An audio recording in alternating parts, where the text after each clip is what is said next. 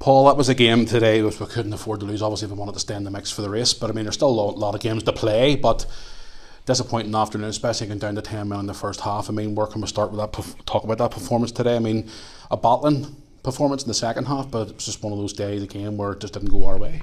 Well, we warned them that Bangor start games well, and that's what they did. And we didn't get out of second gear, particularly our A-listers, our key players. And that causes a bit of a problem, and sometimes you get that momentum, it causes you difficulties in the game, and then they scored. And in fairness, then Tiernan done brilliant to get us back into it. Yeah. And the game's kind of ebbing and flowing, and then the two bookings for Spike, you know.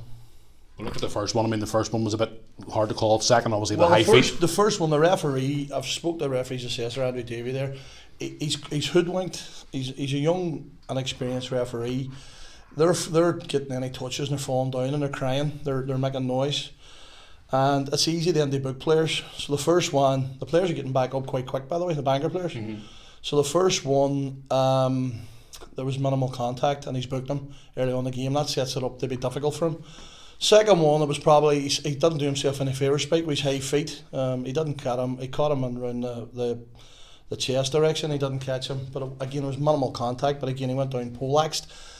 And it wasn't helped, in fairness, as well. Callum Byers was around 25 yards to notify the ref that it should be a booking. So that didn't help us as well. We're a bit disappointed in that, but that happens in games of these magnitude.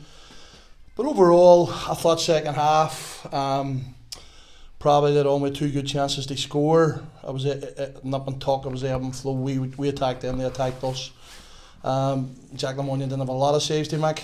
Maybe their keeper made one or two. He made a really good save from McCubry one time. Mm-hmm. Tiernan put on a great ball. So it's disappointing. Listen, the season's over. It's not over. Obviously, you would have liked to have kept, if you had it at one today, pitch in the mix. Mm-hmm. But it's back to drawing board now for a difficult game against ours next week. But as I says, the league's not over until it's mathematically impossible. Yeah. We'll keep going and try to get as many points as we can on the board. I mean, there's a lot of key games to come up, obviously points that we could possibly take. I mean, obviously that's a game today which we at least should have got something out of. Well, we could have got a draw at the very least. Obviously I want a one at the start, and the form going into it was really good, and we didn't expect that, in fairness, some of the performances, but it doesn't help. And as I say, going down to 10 men, and that makes it really difficult. But as I say, I thought the players tried to cut themselves well second half. But we need more performances. We need more game management. We need more understanding of when we have to play and when we don't play, and we need more belief in what we do.